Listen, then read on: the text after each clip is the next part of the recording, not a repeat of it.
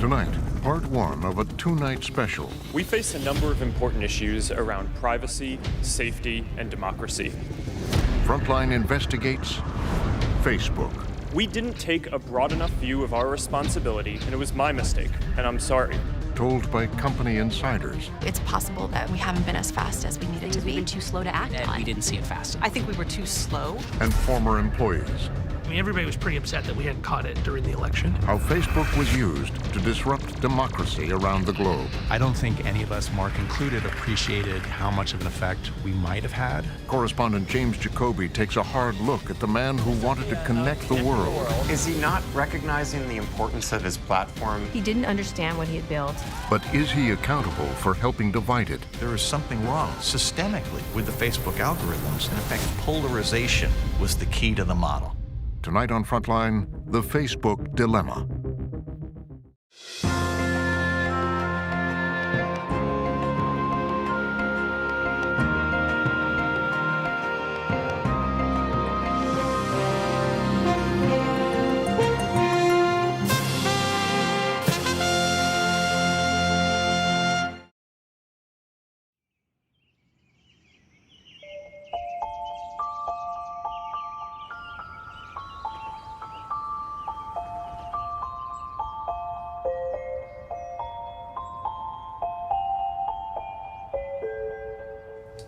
Are we good?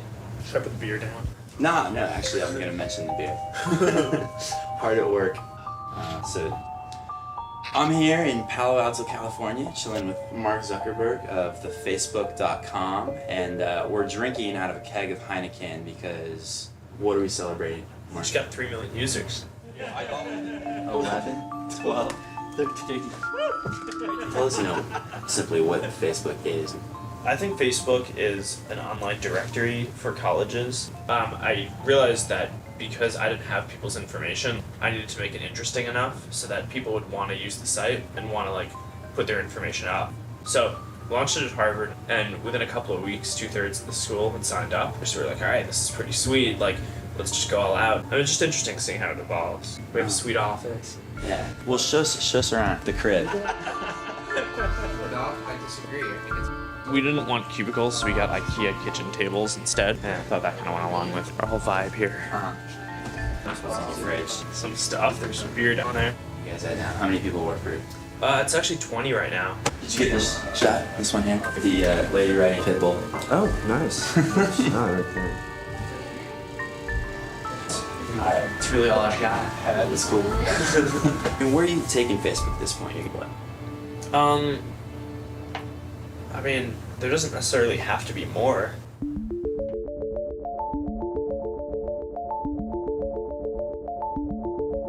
From the early days, Mark had this vision of connecting the whole world.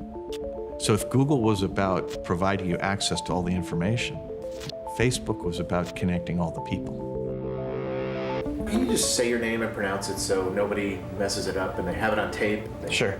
It's Mark Zuckerberg. Great. It was not crazy. Somebody was going to connect all those people. Why not him? We have our Facebook fellow. We have Mark Zuckerberg. I have the pleasure of introducing Mark Zuckerberg, founder of Facebook.com. Yo.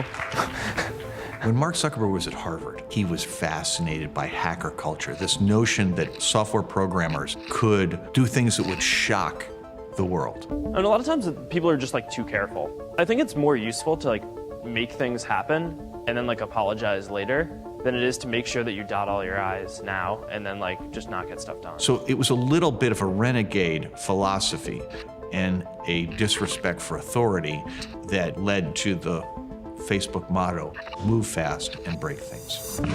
Never heard of Facebook? Our school went crazy for the Facebook. Creates its own world that you get sucked into. We started adding things like status updates and photos and groups and apps. When we first launched, we were hoping for, maybe 400, 500 people. Toast the first 100 million and the next 100 million. Cool. So you're motivated by what? Building things that change the world and in a way that it needs to be changed. Who is Barack Obama? The answer is right there on my Facebook page. Mr. Zuckerberg. Sup? In those days, move fast and break things didn't seem to be sociopathic. If you're building a product that people love, you can make a lot of mistakes. It wasn't that they intended to do harm so much as they were unconcerned about the possibility that harm would result. So just to be clear, you're not going to sell or share any of the information on Facebook. We're not going to share people's information except for with the people that they've asked for it to be shared. Technology optimism was so deeply ingrained in the value system and in the beliefs of people in Silicon Valley. We're here for a hackathon, so let's get started. That they'd come to believe it as akin to the law of gravity, that of course technology makes the world a better place. It always had, it always will. And that assumption essentially masked a set of changes that were going on in the culture that were very dangerous. From KXJZ in Sacramento. For Monday, June 27th. Mark Zuckerberg's quest to connect the world would bring about historic change and far-reaching consequences in politics, privacy, and technology. We've been investigating warning signs that existed long before problems burst into public view. It was my mistake, and I'm sorry. But for those inside Facebook, the story began with an intoxicating vision that turned into a lucrative business plan. Well, the one thing that Mark Zuckerberg has been so good at is being incredibly clear and compelling about the mission that Facebook has always had.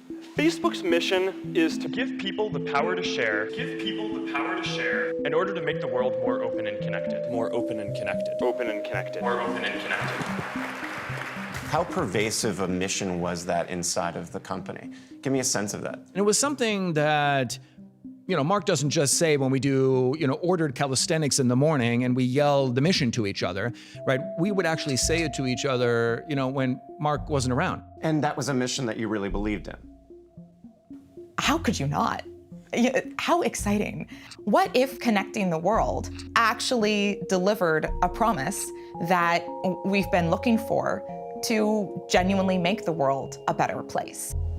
Was there ever a point where there was questions internally about this mission being naive optimism? I think the short answer is completely yes. And I think that's why we loved it.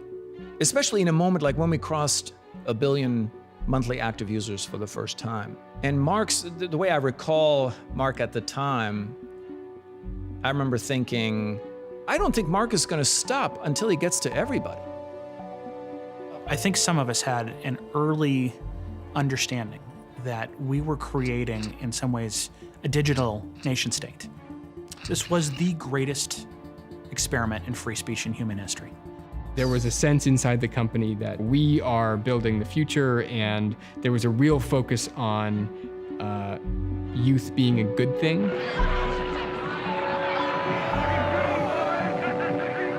It was not a particularly diverse workforce. It was very much the sort of Harvard, Stanford, Ivy League group of people who were largely in their 20s.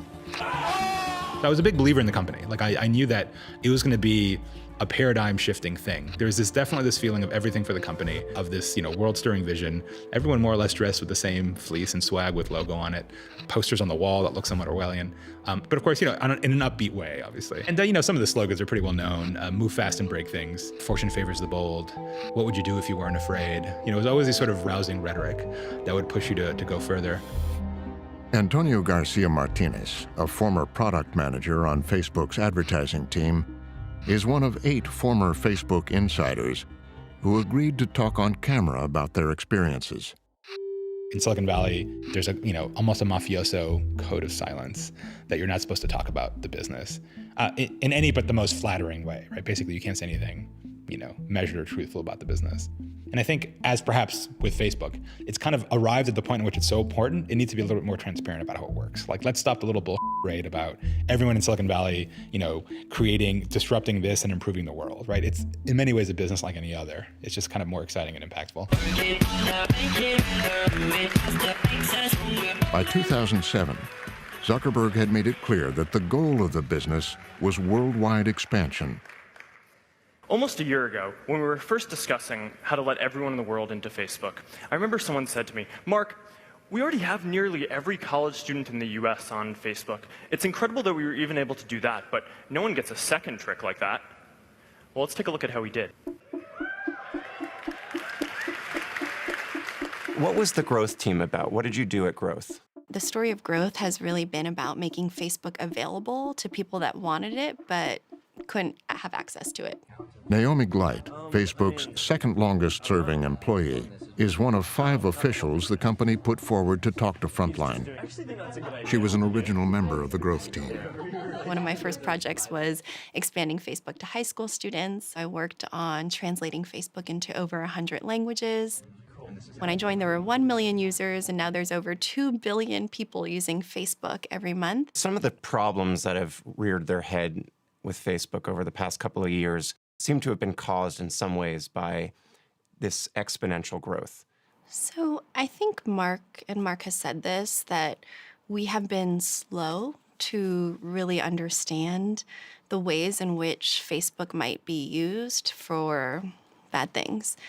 We've been really focused on the good things. So who are all these new users? The growth team had tons of engineers figuring out how you could make the new user experience more engaging, how you could figure out how to get more people to sign up. Everyone was focused on growth, growth, growth. Give people the power to share. And the key to keeping all these new people engaged More open and connected. was Facebook's most important feature, Newsfeed. Newsfeed, the seemingly endless stream of stories, pictures, and updates shared by friends, advertisers, and others. It analyzes all the information available to each user, and it actually computes what's going to be the most interesting piece of information, then publishes a little story for them. It's your personalized newspaper. It's the New York Times of you, Channel U. It is, your customized, optimized vision on the world. But what appeared in users' newsfeed wasn't random. It was driven by a secret mathematical formula, an algorithm. The stories are ranked in terms of what's going to be the most important, and we design a lot of algorithms so we can produce interesting content for you. The goal of the newsfeed is to provide you, the user, with the content on Facebook that you most want to see. It is designed to make you want to keep scrolling, keep looking, keep liking. That's the key. That's the secret sauce. That's why we're worth X billion dollars. The addition of the new like button in 2009 allowed Newsfeed to collect vast amounts of users' personal data that would prove invaluable to Facebook. At the time, we were a little bit skeptical about the like button. We were concerned. And as it turned out, our intuition was just dead wrong.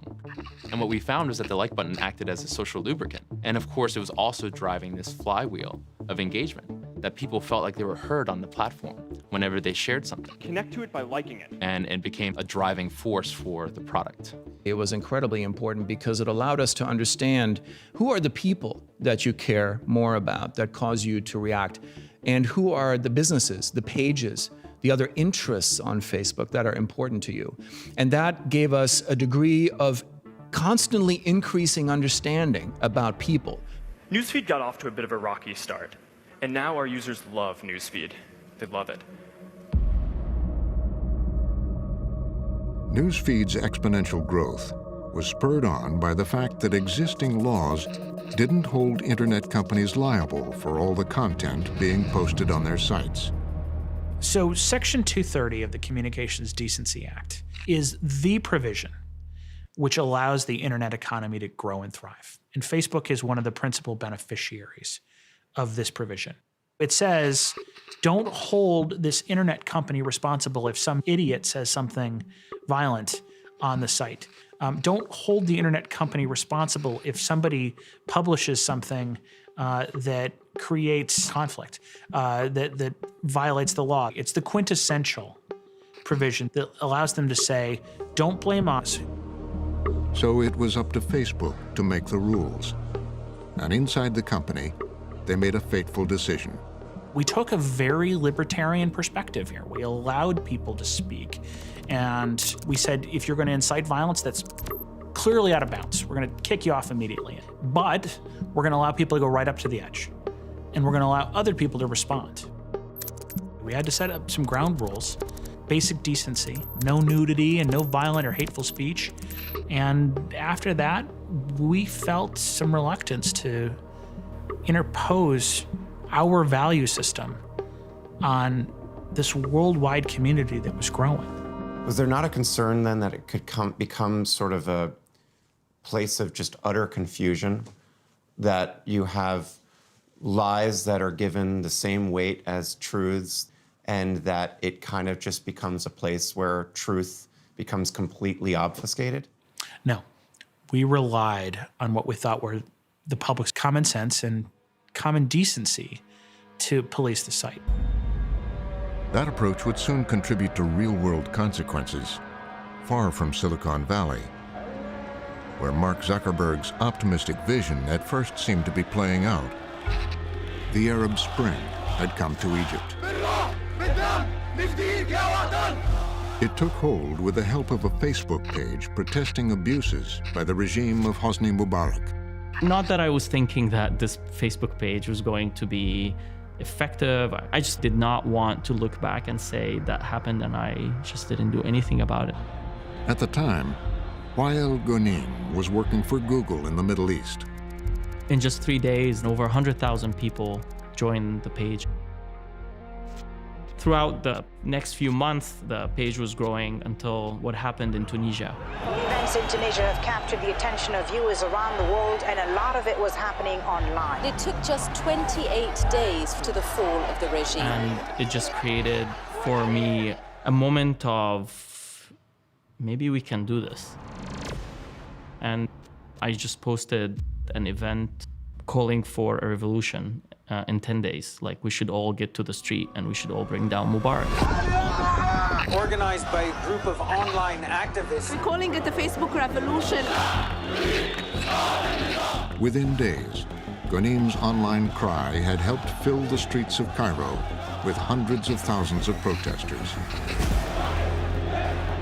18 days later, President Mohammed Hosni Mubarak has decided to step down. They have truly achieved the unimaginable.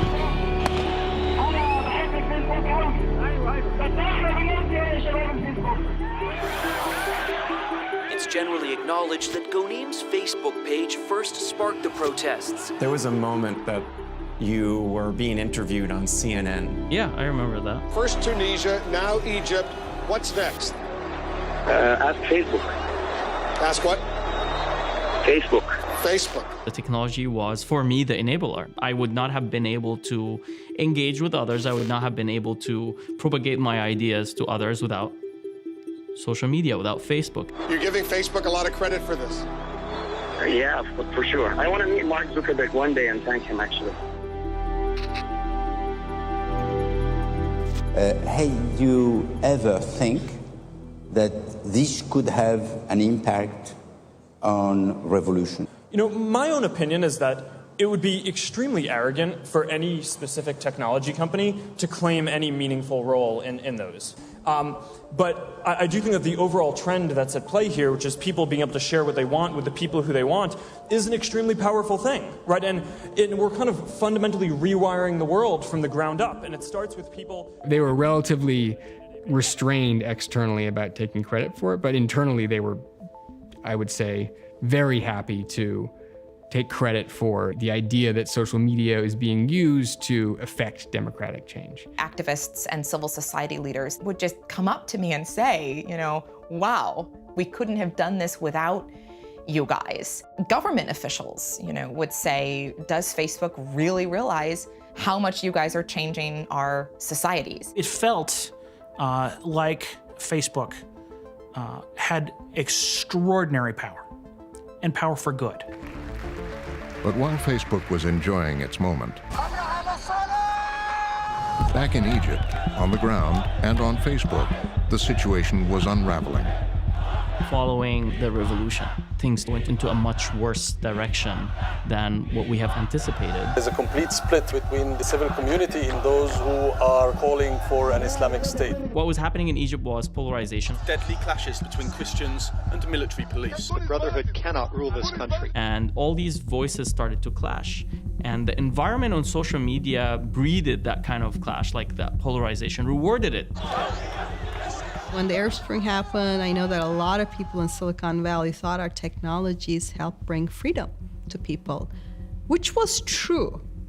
But there's a twist to this, which is Facebook's newsfeed algorithm. If you increase the tone of your posts against your opponents, you're going to get more distribution. Because we tend to be more tribal, so if I call my opponents names, my tribe is happy and celebrating. Yes, do it, like, comment, share, so more people end up seeing it because the algorithm is going to say, oh, okay, that's engaging content, people like it, show it to more people. There were also other groups of thugs who followed the pattern of sectarian violence. The hardest part for me was seeing the tool that brought us together, tearing us apart. These tools are just enablers for whomever. They don't separate between what's good and bad. They just look at engagement metrics. Ghonim himself became a victim of those metrics. There was a page, it had like hundreds of thousands of followers. All what it did was creating fake statements. And I was a victim of that page. They wrote statements about me insulting the army, which puts me at serious risk because that is not something I said. I was extremely naive in a way I don't like actually now, thinking that these are liberating tools. It's the spread of misinformation, fake news in Egypt in 2011. He says he later talked to people he knew at Facebook and other companies about what was going on. I tried to talk to people who are in Silicon Valley, but I feel like it was not being heard. What were you trying to express to people in Silicon Valley at the time? It's very serious. Whatever that you are building has massive, serious, unintended consequences on the lives of people on this planet. And you are not investing enough in trying to make sure that what you are building does not go in the wrong way. And it's very hard to be in their position. No matter how they try and move and change things, there will be always unintended consequences. Activists in my region were on the front lines of, spotting corners of Facebook that the rest of the world, the rest of the company wasn't yet talking about. Because in a company that's built off numbers and metrics and measurements, anecdotes sometimes got lost along the way. And that was always a real challenge and always bothered me. Elizabeth Linder, Facebook's representative in the region at the time, was also hearing warnings from government officials. So many country representatives were expressing to me a huge concern about the ability of rumors to spread on Facebook and what do you do about that. How did you respond to that at the time? We didn't have a solution for it. And so the best that I could do is report back to headquarters that this is something that I was hearing on the ground. And what sort of response would you get from headquarters? It's impossible to be specific about that because it was always just kind of this is what I'm hearing, this is what's going on. But I think in a company where the people that could have actually, had an impact on making those decisions are not necessarily seen it firsthand.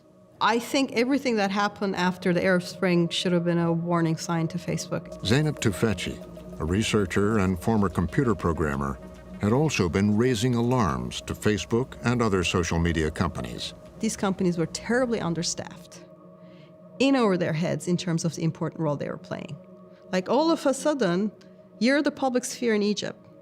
So I kept starting to talk to my friends at these companies and saying, you have to staff up and you have to put in large amounts of people who speak the language, who understand the culture, who understand the complexities of wherever you happen to operate.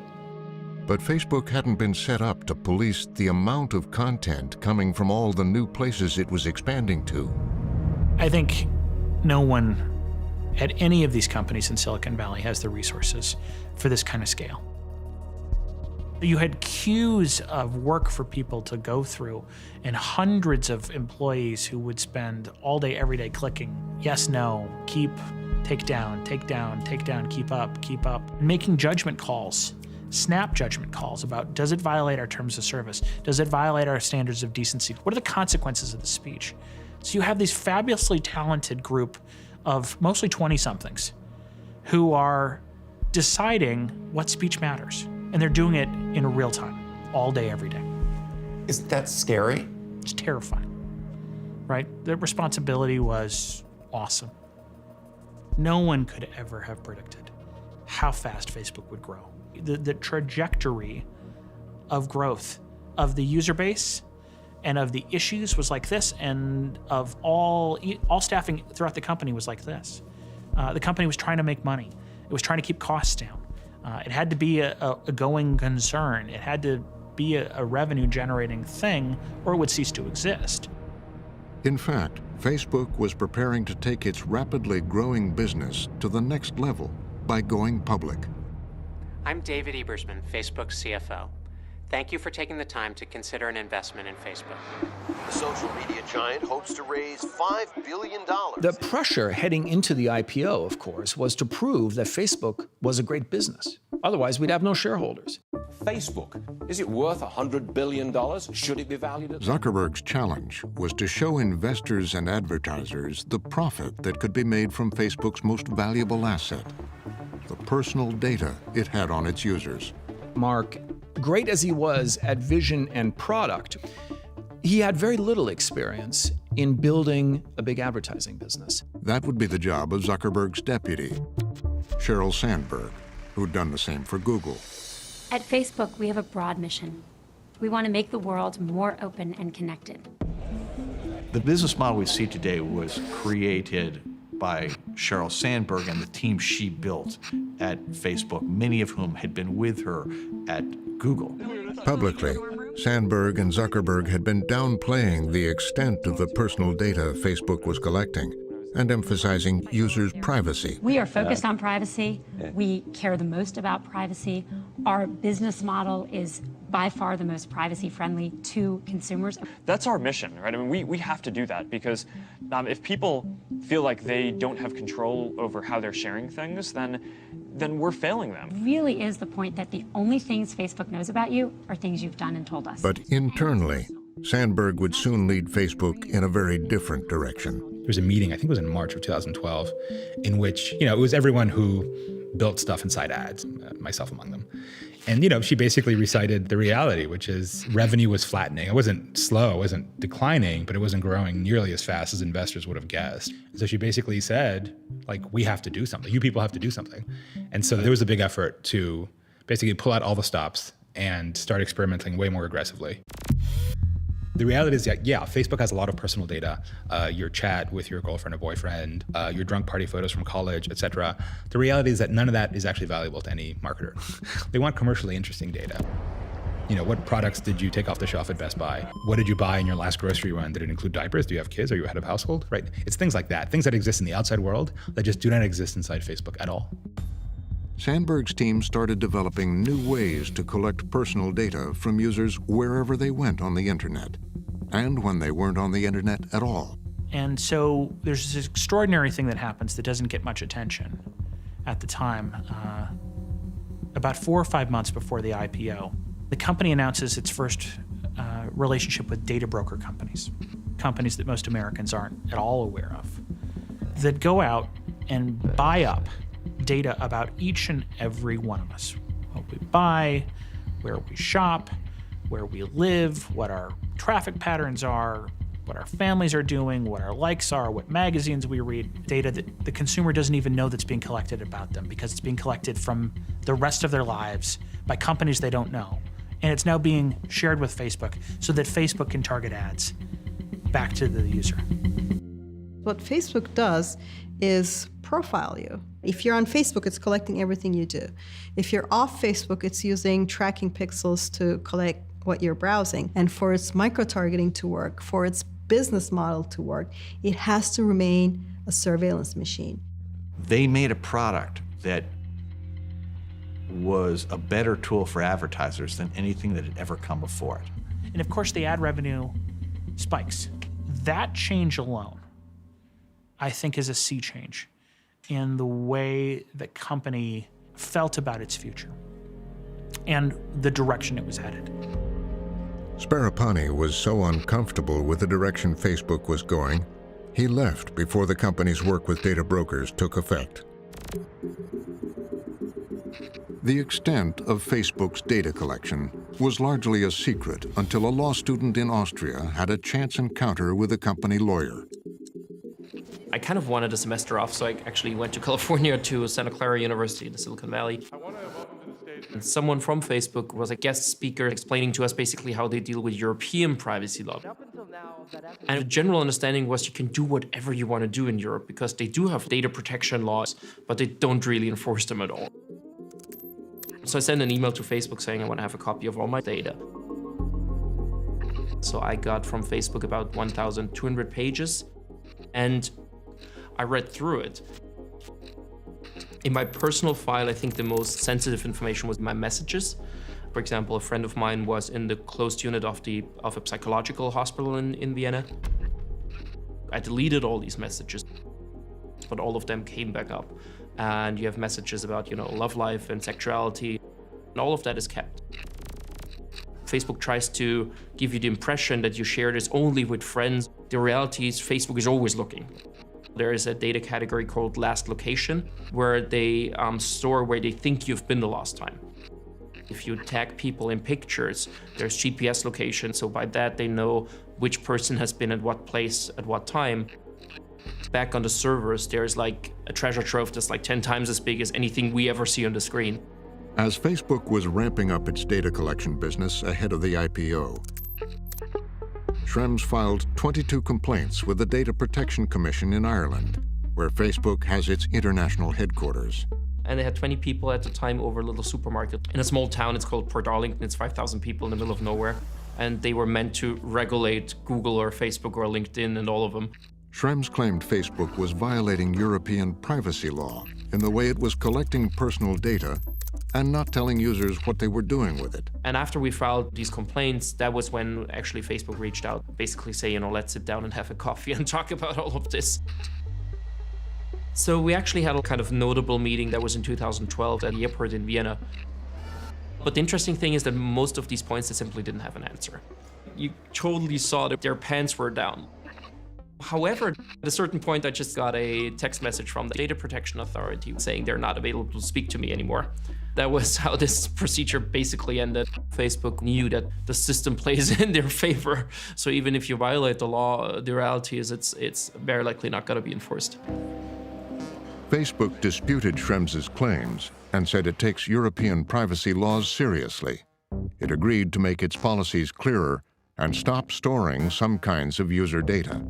So without further ado, Mark Zuckerberg.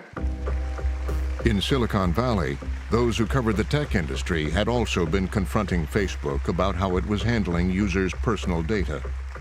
Privacy was my #1 concern back then. So when we were thinking about talking to Mark, the platform was an issue. There were a bunch of privacy violations. And that was what we wanted to talk to him about.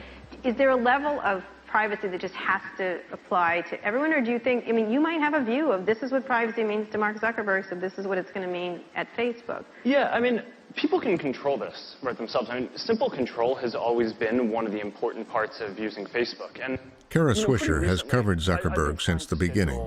At dinner just to hang out with. She interviewed him after the company had changed its default privacy settings. So do you feel like it's a backlash, or that you feel like you're violating people's privacy? And when we started to ask questions, he became increasingly uncomfortable. I think the issue is you became the head of the biggest social networking company on the planet. Yeah, no, so I think everything the you said interesting then thing is that, so I started this when I was, started working on this type of stuff when I was 18. So he started to sweat quite a lot, and then a lot, and then a real lot. So this kind of thing where, like broadcast news where it was dripping down, or Tom Cruise in that Mission Impossible. It was going to his chin and dripping off. A lot of stuff changed as we've gone from building this project in a dorm room. And it wasn't stopping. And I was noticing that one of the people from Facebook was like, oh my God, and I was trying to figure out what to do. Yeah, a lot of stuff happened along the way. I think, there were real learning points and turning points along the way in terms of building things. He was in such distress, and I know it sounds awful, but I felt like his mother, oh my God, this poor guy is gonna faint. I thought he was gonna faint. I did. Want to take off the hoodie? No. Whoa. Well, different people think different things. He's told us he had the flu. I felt like he had a panic attack is what happened. Maybe I should take off the hoodie. Take off the hoodie. Go ahead. You want What to? the hell? Are you hot? All right. Of course not. That is a warm hoodie. Yeah, no, it's a thick hoodie. It's a company hoodie. We print our mission on the inside. What? Oh, my really? God, the inside of the hoodie, everybody. Take a moment. What is it? Making the world more open and connected. Oh my God, it's like a secret cult.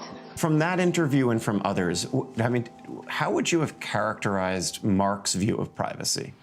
Well, I don't know if he thought about that. It's kind of interesting because they're very loose on it. They have a viewpoint that this helps you as the user to get more information, and they will deliver up more service. That's the whole ethos of Silicon Valley, by the way. If you only give us everything, we will give you free stuff. There is a trade being made between the user and Facebook. The question is, are they protecting that data? Thank you, Mark. Facebook had been free to set its own privacy standards because in the US, there are no overarching privacy laws that apply to this kind of data collection. But in 2010, authorities at the Federal Trade Commission became concerned. In most other parts of the world, privacy is a right. In the United States, not exactly. At the FTC, David Vladeck was investigating whether Facebook had been deceiving its users. What he found was that Facebook had been sharing users' personal data with so-called third-party developers, companies that built games and apps for the platform. And our view was that, it's fine for Facebook to collect this data, but sharing this data with third parties without consent was a no-no. But at Facebook, of course, we believe that our users should have complete control of their information. The heart of our cases against companies like Facebook was deceptive conduct. That is, they did not make it clear to consumers the extent to which their personal data would be shared with third parties. The FTC had another worry. They saw the potential for data to be misused because Facebook wasn't keeping track of what the third parties were doing with it. They had, in my view, no real control over the third-party app developers that had access to the site. They could have been anyone. There was no due diligence. Anyone, essentially, who could develop a third-party app could get access to the site. It could have been somebody working for a foreign adversary. Certainly. It could have been somebody working, for the Russian government. Facebook settled with the FTC without admitting guilt and under a consent order agreed to fix the problems. Was there an expectation at the time of the consent order that they would staff up to ensure that their users' data was not leaking out all over the place? Yes.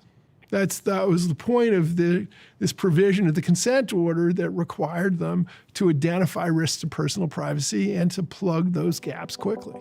Inside Facebook, however, with the IPO on the horizon, they were also under pressure to keep monetizing all that personal information, not just fix the FTC's privacy issues.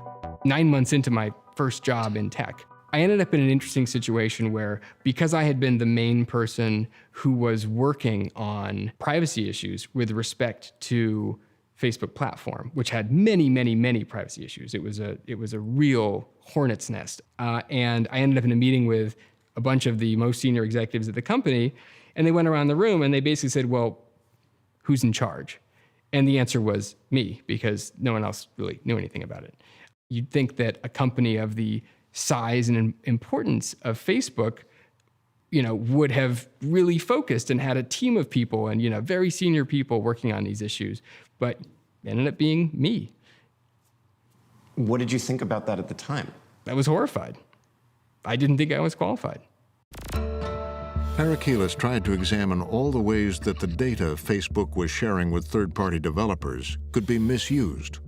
My concerns at the time were that I knew that there were all these malicious actors who would do a wide range of bad things given the opportunity, given the ability to target people based on this information that Facebook had. So I started thinking through what are the worst case scenarios of what people could do with this data. And I showed some of the kinds of bad actors that might try to attack. And I shared it out with a number of senior executives. And the response was muted, I would say. I got the sense that this just wasn't their priority. They weren't that concerned about the vulnerabilities that the company was creating. They were concerned about revenue growth and user growth. And that was expressed to you, or that's something that you just gleaned from the interactions? From the lack of a response, I gathered that, yeah. And how senior were the senior executives? Very senior, like among the top 5 executives of the company. Facebook has said it took the FTC order seriously, and despite Parakilis's account, had large teams of people working to improve users' privacy. But to Parakilis and others inside Facebook, it was clear the business model continued to drive the mission. In 2012, Parakilis left the company, frustrated. I think there was a certain arrogance there that led to a lot of bad long-term decision-making. The long-term ramifications of those decisions was not well thought through at all. And it's got us to where we are right now. Your visionary, your founder, your leader, Mark, please come to the podium. In May of 2012, the company finally went public. The world's largest social network managed to raise more than $18 billion, making it the largest technology IPO in U.S. history. People literally lined up in Times Square around the NASDAQ board. We'll ring this bell and we'll get back to work. With founder Mark Zuckerberg ringing the NASDAQ opening bell remotely from Facebook headquarters in Menlo Park, California. Mark Zuckerberg was now worth an estimated $15 billion. Facebook would go on to acquire Instagram and WhatsApp on its way to becoming one of the most valuable companies in the world. Going public is an important milestone in our history. But here's the thing. Our mission isn't to be a public company. Our mission is to make the world more open and connected. At Facebook, the business model built on getting more and more of users' personal data was seen as a success. But across the country, researchers working for the Department of Defense were seeing something else. The concern was that social media could be used for really nefarious purposes. The opportunities for disinformation, for deception, for everything else are enormous. Bad guys or anybody could use this for any kind of purpose in a way that wasn't possible before. That's the concern. And what did you see as a potential threat of people giving up their data? That they're opening themselves up to being targets for manipulation. I can manipulate you to buy something. I can manipulate you to vote for somebody. It's like putting a target, painting a big target on your front, on your chest, and on your back and saying, here I am, come and manipulate me. I've given you everything you need. Have at it. That's the threat. Waltzman says Facebook wouldn't provide data to help his research. But from 2012 to 2015, he and his colleagues published more than 200 academic papers and reports about the threats they were seeing from social media. What I saw over the years of the program was that the medium enables you to really take disinformation and turn it into a serious weapon. Was your research revealing a potential threat to national security? Sure, when you looked at how it actually worked, you see where the opportunities are for manipulation, mass manipulation. And is there an assumption there that people are easily misled? Yes. Yes, people are easily misled if you do it the right way. For example, when you see people forming into communities, okay, what's called filter bubbles. Now, I'm going to exploit that to craft my message so that it resonates most exactly with that community. And I'll do that for every single community. It would be pretty easy. It would be pretty easy to set up a fake account, or a large number of fake accounts, embedded in different communities, and use them to disseminate propaganda. At an enormous scale?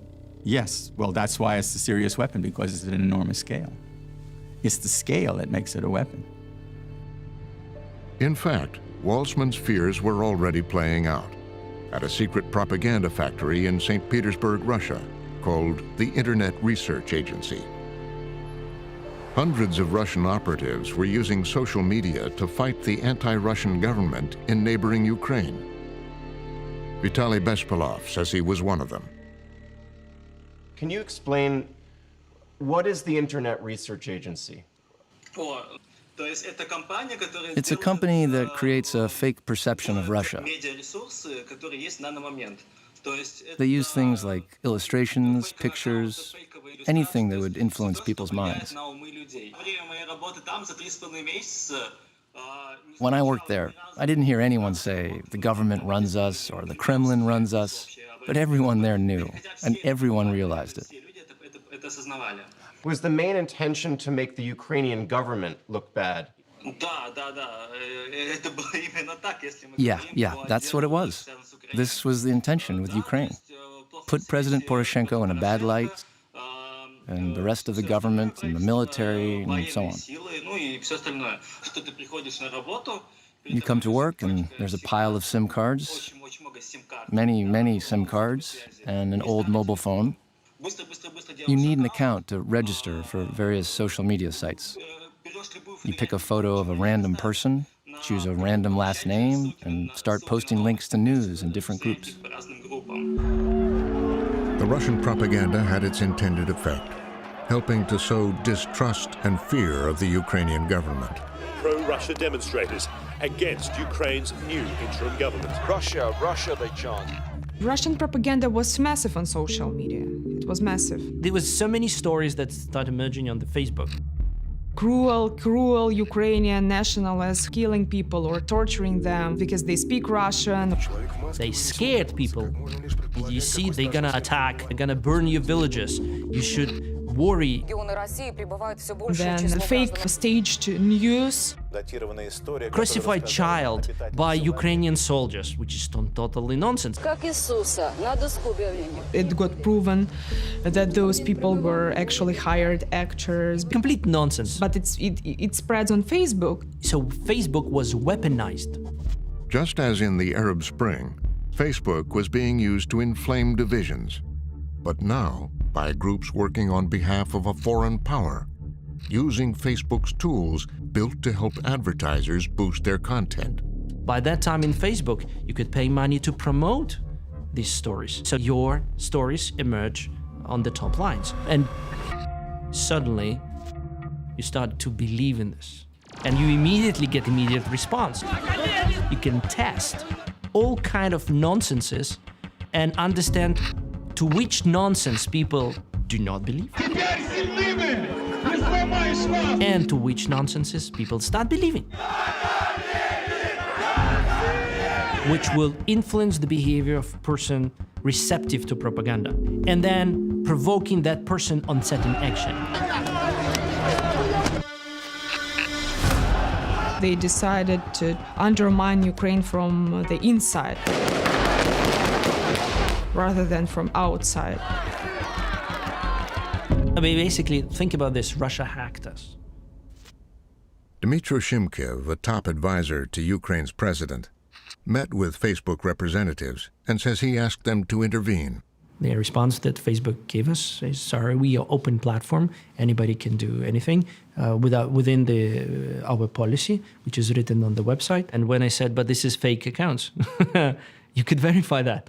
Well, we'll think about this, but we have a freedom of speech and we are very pro-democracy platform. Everybody can say anything. In the meeting, do you think you made it explicitly clear that Russia was using Facebook to meddle in Ukraine politics?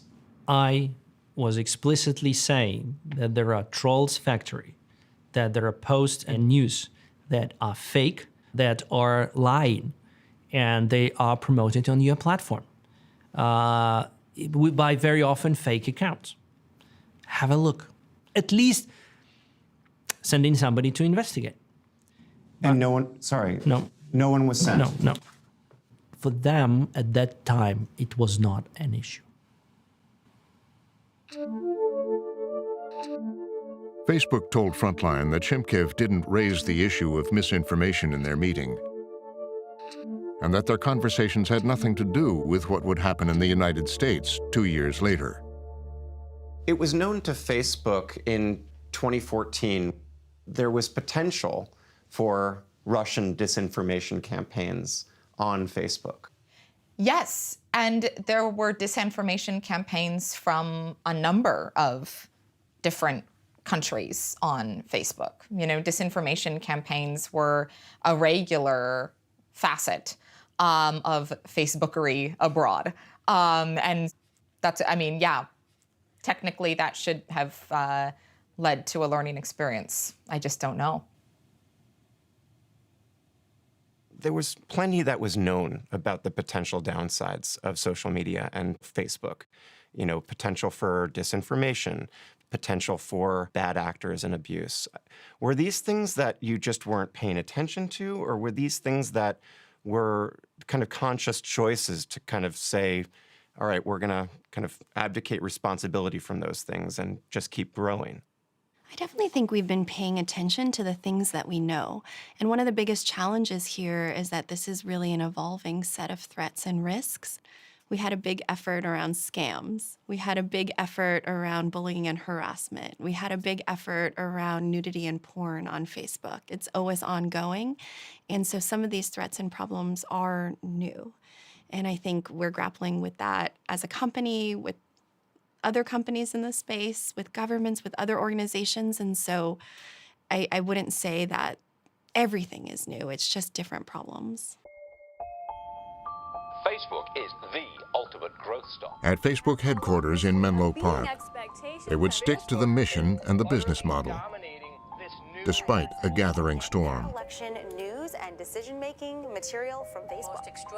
By 2016, Russia was continuing to use social media as a weapon, and division and polarization were running through the presidential campaign. Lying, crooked Hillary. The race for the White House was shaken up again on Super Tuesday. Mark Zuckerberg saw threats to his vision of an open and connected world.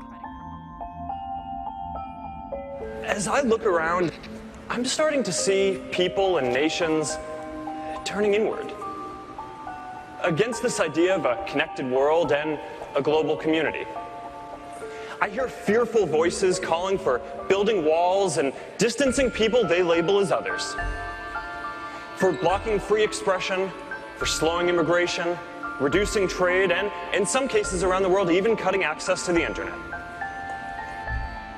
But he continued to view his invention not as part of the problem, but as the solution. And that's why I think the work that we're all doing together is more important now than it's ever been before.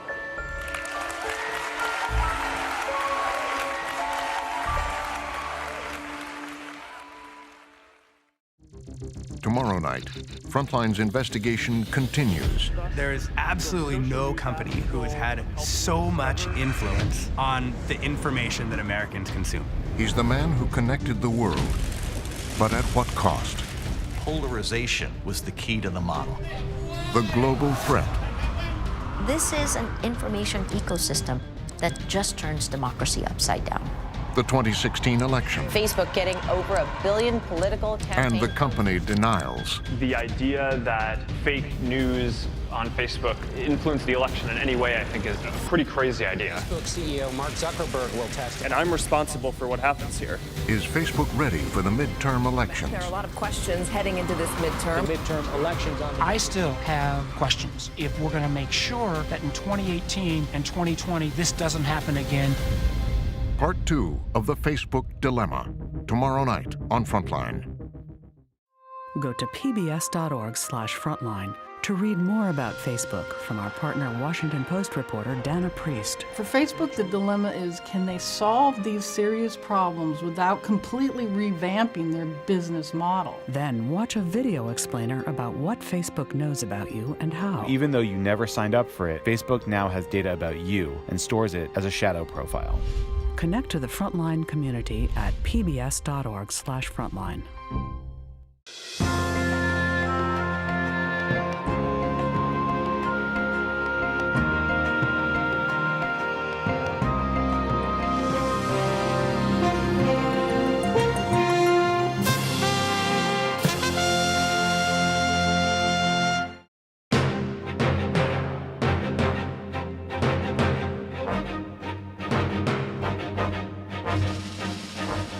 For more on this and other Frontline programs, visit our website at pbs.org/frontline.